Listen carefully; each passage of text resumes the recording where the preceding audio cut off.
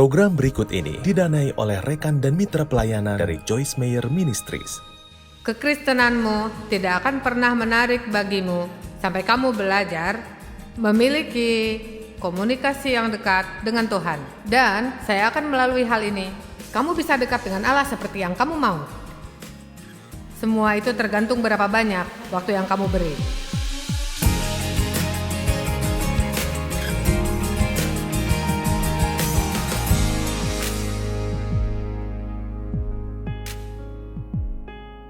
Baiklah, saya akan bicara denganmu hari ini tentang panduan ilahi atau mendengar suara Allah. Jadi, saya tidak bisa bicara tentang hubungan saya dengan Allah tanpa mengatakan Allah bicara pada saya, Allah bilang, kau tahu, itu bukan berarti saya mendengarkan suaranya setiap waktu, tapi itulah janji dalam perjanjian baru bahwa kita memiliki Roh Kudus dalam kita. Yesus berkata, adalah lebih berguna jika aku pergi. Aku telah bersamamu, tapi sekarang aku akan ada dalammu melalui Roh Kudus. Dan di Yohanes 16 dikatakan, aku akan memberikannya kepadamu agar kamu dapat bersekutu dengannya. Percaya atau tidak, kita harus miliki hubungan percakapan yang akrab dengan Allah. Nah, bukan berarti kamu duduk dan bicara dengan Allah seperti sedang ngobrol dengan seseorang sambil minum kopi. Itulah mengapa kamu harus belajar bagaimana Allah berbicara. Tapi kita perlu belajar bahwa Allah tidak tertarik dengan perjalanan 45 menit untuk pergi ke gereja di minggu pagi. Dia ingin masuk ke seluruh hidupmu, setiap hari, setiap saat. Saya menantangmu untuk mengundang Allah, melakukan apapun dalam hidupmu yang Dia mau. Ayo, kamu yang setuju, aku akan mendatangimu.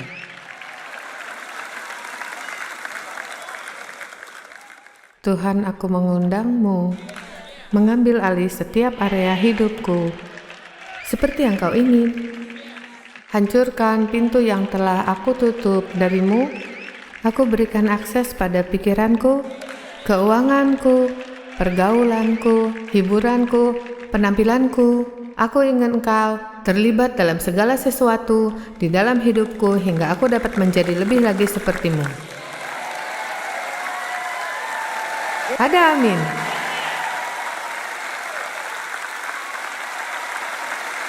Bolehkah saya berkata sesuatu? Saya jujur percaya ini. Saya percaya ketika kamu mendengar khotbah seperti ini menggairahkan rohmu. Kamu dapat merasakannya, walau sebagian dari dirimu mungkin tidak mau atau khawatir dengan apa yang akan terjadi. Secara roh, kamu tahu bahwa ini benar dan kamu antusias karena untuk itulah kita diciptakan, menjadi seperti Kristus, tumbuh dan menjadi lebih dan lebih lagi serupa dengannya selama-lamanya. Mengagumkan, saya suka pesan ini.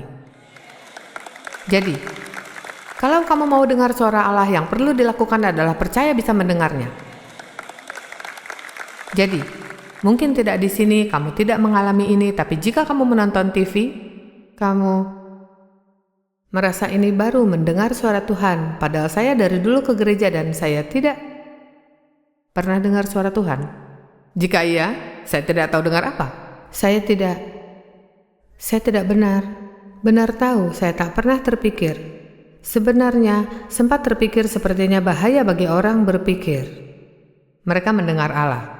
Seorang wanita bilang, bagaimana jika kita bicara dengan Allah? Itu doa. Dan jika Tuhan bicara kepada kita, kami psikotik.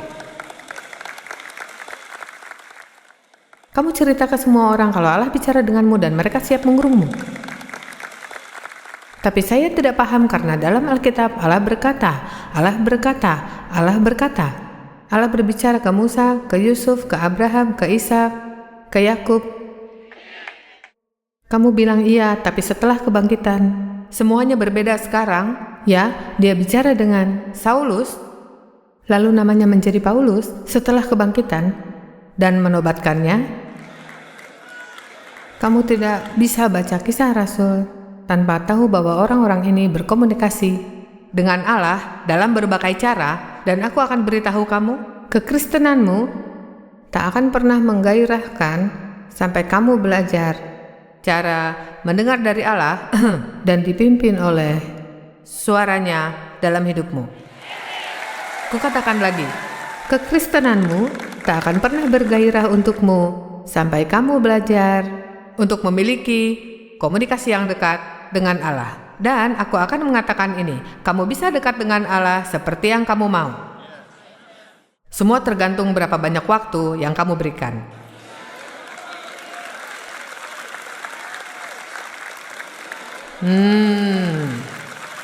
Waktu. Kamu tak bisa punya hubungan baik dengan orang tanpa waktu.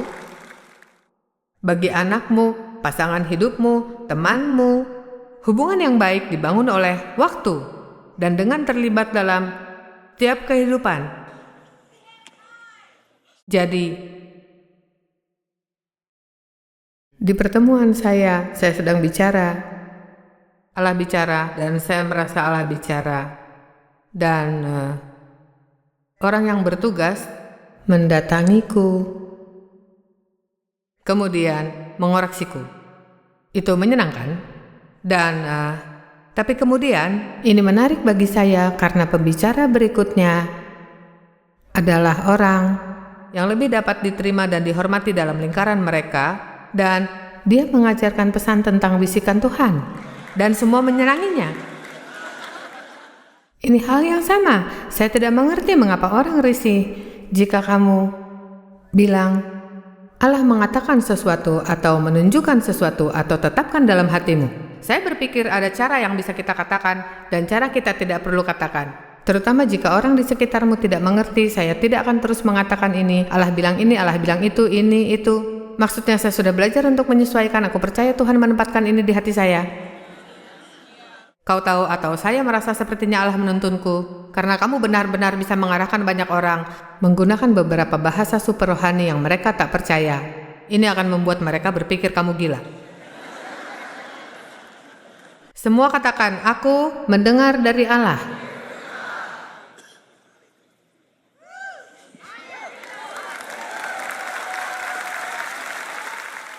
Karena kamu tidak pernah mendengar dari Allah sampai kamu percaya bahwa kamu bisa. Jadi kamu perlu berhenti mengatakan, aku takut tidak dapat mendengar suara Allah. Aku pikir Allah tidak bicara denganku. Allah bicara denganmu, kamu hanya belum menemukan Allah. Tapi dia bicara padamu. Saya percaya Allah bicara denganmu sekarang. Maksudnya apa gunanya saya di sini jika saya tidak percaya Allah bicara padamu melalui saya? Amin. Maksudnya kamu tidak perlu dengar dari saya. Kamu perlu dengar dari Allah, dan begitu setiap kamu datang ke gereja, kamu perlu datang dengan sikap bahwa Allah akan bicara padaku hari ini. Tuhan akan bicara padaku hari ini, dan aku tidak akan lewatkan, aku akan lakukan yang Ia katakan. Itu mengubah segalanya. Iman timbul dari pendengaran, dan pendengaran muncul dari firman tentang Yesus Kristus. Sekarang, karena kasih untuk Allah dan firman-Nya, itu saat saya mulai merasa sepertinya Tuhan mulai berbicara pada saya, dan itu menyenangkan. Karena itu baru bagi saya.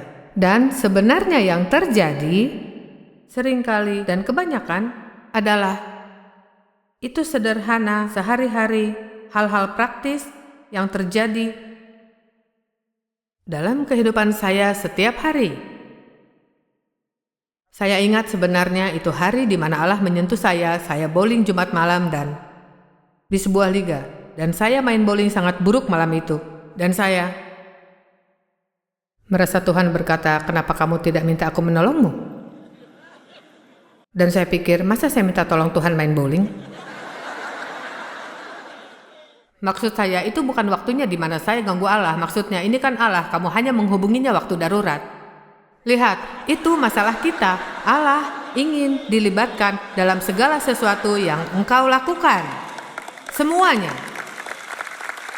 Itulah bagaimana kamu jalani hubungan ini dan persekutuannya, dan Kamu tahu kamu tidak dapat sembunyikan apapun dari Allah. Dia telah mengetahui segalanya sebelum kamu melakukannya, dan kamu lebih baik minta pertolongannya untuk apapun masalah yang kamu hadapi. Saya bertemu wanita di sebuah toko, dan dia bekerja di sana. Dan saya tahu dia seorang Kristen, dan saya penasaran mengenai penghasilannya. Saya tanya, apakah kamu dapat gaji, komisi, bagaimana kerja di sini? Dan dia menjawab, kami digaji, tapi harus mencapai kuota. Dan kalau tidak mencapai kuota, kami bisa dipecat. Dan dia berkata, akhir-akhir ini keadaan sulit, dan kataku, mengapa kamu tidak minta pertolongan Tuhan? Dan dia kirimkan pelanggan padamu? Dan dia bilang, oh, apa kau boleh minta Tuhan untuk menolongku seperti itu? Dia sudah Kristen 27 tahun. Dan dia tidak tahu bahwa dia dapat minta Tuhan untuk anugerahnya dan mengirimkannya pelanggan. Kamu tidak sedang mencoba merampas dari orang lain, maksudku mereka pun mendoakannya. Tapi kalau tidak tahu caranya bukan berarti kamu duduk dan diam saja. Ayo, mintalah anugerah Allah dan lihat yang akan terjadi. Maksudku, aku menyukainya, aku percaya anugerahnya. Dan aku lihat hal-hal yang paling lucu, paling mengagumkan, bagaikan kedipan mata Allah. Ayo, kamu tidak mendapat karena kamu tidak meminta. Kamu mulai tanya, bagaimana kalau minta sesuatu yang salah, kamu tak akan dapat?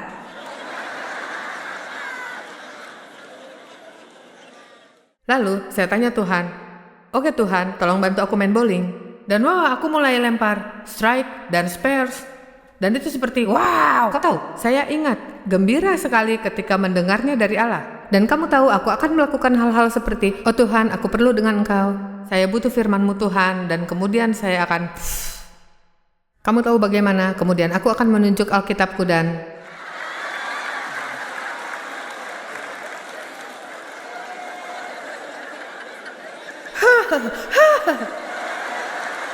kemudian aku datangi Dave. Oh, kau takkan percaya, aku meminta Allah dan ini yang dia tunjukkan. Kau tahu, itu menarik sampai aku membaca hal seperti, oh, kau pendosa lemah, petaka jadi milikmu.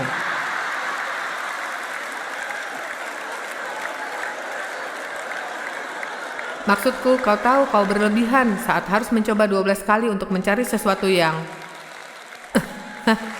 Ayo, apakah Anda mendengarkan? 12 kali coba untuk mencari sesuatu yang kamu sepertinya harus kamu baca. Mengapa begitu?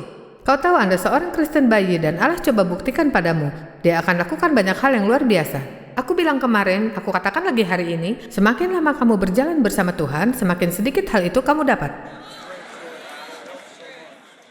Kamu tahu kenapa? Karena Allah mengharapkan kita untuk bertumbuh dan dewasa dan dengar, untuk kenal hatinya, dan tidak harus diberitahu apa yang harus dilakukan dan yang tidak. Karena saat kau mengenalnya, tidak heran Rasul Paulus berkata, tujuan utamaku adalah mengenal dia. Mengenal dia. Itulah tujuan utama kita, mengenal dia, mengenal karakter Allah, mengetahui apa yang dapat diharapkan darinya. Belajar ketika dia berbicara pada kita, ketika kita dipimpinnya, ketika kita dipandunya.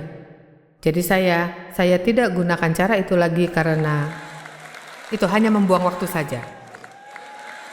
Yeremia 33 ayat 3, berserulah kepadaku, aku akan menjawab engkau dan akan memberitahukanmu, bahkan memperlihatkanmu hal-hal yang besar, hal yang terbatas dan tersembunyi dan tidak terpahami, yakni hal-hal yang tidak kau ketahui. Seperti saya bilang, Tuhan bicara pada semua orang di Alkitab. Jadi, menganggap ia tak akan bertindak demikian bagiku sangat tidak masuk akal sama sekali. Seorang anak Tuhan ditanya, namanya Dallas Willard, bagaimana dia mendengar suara Tuhan? Dia menjawab, lewat melakukan banyak kesalahan. Jadi begini, mendengar suara Tuhan adalah proses belajar. Jadi kalau kamu mau belajar bagaimana mendengar suara Tuhan seperti yang saya bicarakan saat ini, Nomor satu, kamu harus sadar kamu tidak akan selalu benar. Tapi ketika kamu salah, jangan jadi takut untuk berpikir, ya kamu tahu, saya akan ada dalam masalah. Jika terjadi, semakin lama kau bekerja bersama Tuhan dan semakin kau mengenal Dia, semakin mudah buat kau memutuskan apakah yang kau dengar itu sebetulnya benar. Dan semakin kau tahu firman, khususnya semakin kau dapat menilai apa yang kau dengar atau rasakan sesuai firman. Dan saya tidak peduli apa yang kau dengar, kalau tidak sesuai dengan firman, itu bukan dari Tuhan. Oke.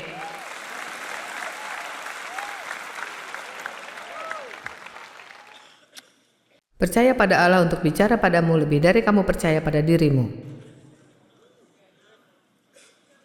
Beberapa dari kalian mengerti, ada hal yang menolong saya karena saya dulu pernah coba mendengar Allah, dan coba mendengar Allah. Kamu tahu ketika kamu masuk dengan cara seperti itu hanya membuatmu bingung, sebenarnya itulah kesempatan bagi iblis mengambil keuntungan dan coba untuk menipumu. Dan Tuhan menaruh dalam hati saya, Dia bilang, daripada mempercayai dirimu kamu dengar suaraku, percayalah aku bicara padamu. Karena pada waktu Allah berbicara, Dia punya cara untuk meyakinkanmu bahwa itu benar Dia. Jadi, beberapa darimu mengalami tekanan sekarang dan berkata, daripada mencoba untuk mendengar Allah, ketika ingin tahu aku akan bertanya padamu dan berharap dan berterima kasih setiap hari karena engkau bicara padaku pada saat yang tepat dengan cara yang tepat dan kau meyakinkanku supaya aku tidak bingung untuk mengerti perkataanmu.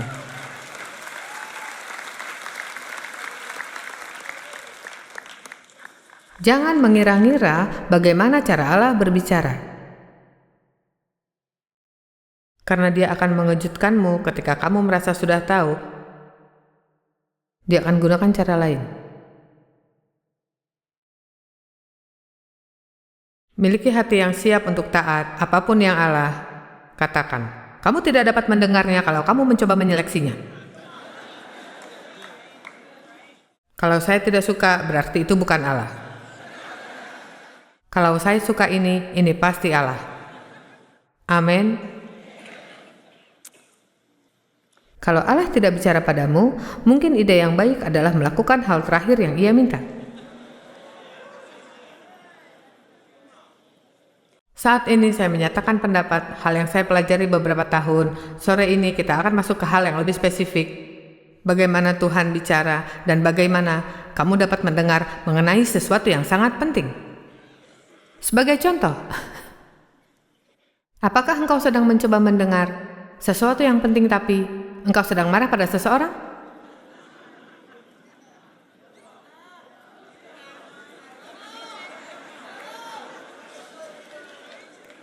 Kamu tidak akan dengar seperti itu karena kamu akan dengar dari dalam.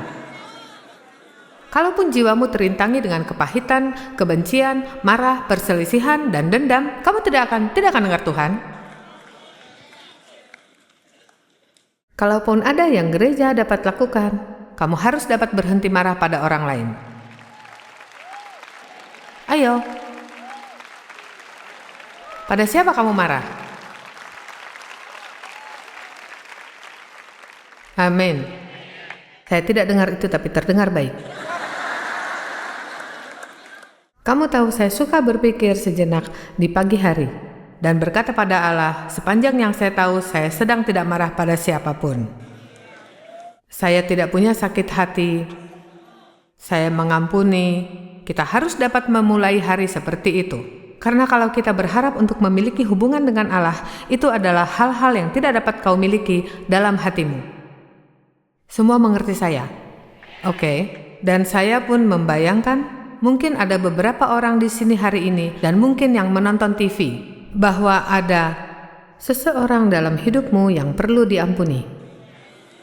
Mungkin ada lebih banyak yang seperti itu daripada yang mengatakan, saya tak benci siapapun.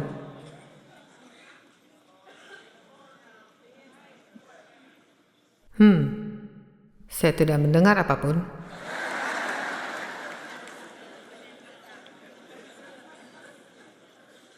Oke. Bagaimana saya tahu kehendak Tuhan buat saya? Itu pertanyaan besar, bukan? Apa yang Tuhan mau dari hidupku? Satu-satunya cara tahu adalah keluar dan mencobanya. Mudah untuk cari tahu apa yang Tuhan inginkan dalam hidupmu. Dan orang-orang meresahkannya. Dan mereka memperjuangkannya mereka. John Austin, anak Tuhan hebat berpulang kepada Allah. Suatu hari seorang misionaris bertanya, katanya, saya bingung, tidak tahu harus berbuat apa. Saya tahu saya terpanggil di lapangan, tapi saya tidak tahu harus pergi ke Meksiko atau pergi ke India, ataupun saya harus ke Afrika, dan dia bingung, tak tahu apa yang harus dilakukan. Dan John berkata, lakukan sesuatu saudara daripada tidak berbuat apa-apa. Kamu tahu, banyak kali kita sendiri bingung mengenai apa yang harus kita lakukan, hingga kita tidak melakukan apapun, melainkan hanya diam. Pertama-tama, Tuhan tak akan berikan apapun yang kamu benci. Dia mungkin berikan sesuatu yang mungkin kamu tak mau lakukan, tapi pemberianmu akan tepat sesuai dengan apapun yang Tuhan berikan padamu. Allah tidak suka mengarahkan orang pada kegagalan. Jadi ketika saya merasa Tuhan memanggil hidup saya, jelas saya akan memenuhi panggilan melayani keliling dunia daripada sekedar menuruti keinginan saya tak tahu harus bagaimana. Jadi, saya mulai dengan segala kesempatan di gereja saya ambil. Perlu sekitar 2 minggu untuk saya dan anak-anak tahu saya tidak terpanggil jadi pengasuh. Kita semua tahu itu. Itu bukan karunia saya. Sejujurnya, saya tidak terpanggil untuk itu. Karunia saya adalah membuat orang menolong saya. Saya dapat memotivasi orang, saya dapat mengajaknya bergabung dan membuatnya menolong saya. Tapi, kalau kamu menumpahkan sesuatu di baris depan, saya tidak akan menjadi orang yang lompat dan bantu membersihkan. Tapi mungkin, saya hebat dalam hal itu, saya dapat bereskan. Dengar ini, tak ada yang salah dengan mengenal dirimu. Ayo, kamu harus mengenal dirimu dan berhenti membandingkan dirimu dengan orang lain. Kamu tidak akan pernah jadi orang lain, kamu adalah dirimu. Dan kamu tahu kita semua punya karunia berbeda, karena kita saling membutuhkan, kita bagian dari tubuh yang memiliki fungsi bersama. Tapi kita tidak boleh cemburu satu sama lain dan marah, iri dan tersaingi dalam kompetisi. Kamu cari tahu apa peranmu dan lakukan sesuatu. Saya mencoba penginjilan di jalan karena gereja kami sangat senang membagikan traktat di jalanan. Dan saya mulai, Dave, saya dan anak-anak, Sabtu pagi di musim dingin di St. Louis, kami bergabung dan orang akan menyumpahi atau menolak tanganmu. Kamu tahu, saya tidak suka itu. Dan kamu tahu, kamu melalui banyak hal yang dipengaruhi oleh iblis ya. Kamu tahu bahwa kamu tidak peduli orang ini akan ke neraka kamu. Kamu tahu kamu tidak ingin dipermalukan. Kamu harus cerita pada orang, tapi itu bukan karuniaku. Maksudnya, pernah seseorang dapat bersaksi pada orang lain di lift dan dia diselamatkan waktu keluar dari lift. Tapi mereka baik-baik saja waktu saya temui. Karena itu bukan saya. Dan itu oke. Kamu tidak harus menjadi seperti orang lain. Kamu tahu betapa melegakan kalau kamu percaya saya hari ini? Bukankah saya harus bersaksi? Ya, kamu harus bersaksi. Tapi tiap orang, Tuhan memakai tiap orang dengan cara berbeda. Itulah kenapa saya sering katakan, bersaksi setiap waktu, tapi gunakan kata-kata hanya bila perlu. Dengan kata lain, tunjukkan kasih Kristus pada orang dan mereka tak akan pungkiri apa yang Tuhan ingin dalam hidup mereka. Tuhan ingin memimpin hidupmu setiap hari, setiap waktu. Saya sarankan kamu mulai percaya kamu dapat mendengar dari Allah dan juga bersedia melakukan apa yang Ia minta untuk kau lakukan. Mendengar Allah adalah sesuatu yang kita semua harus pelajari. Kita bisa karena belajar dan belajar dari pengalaman.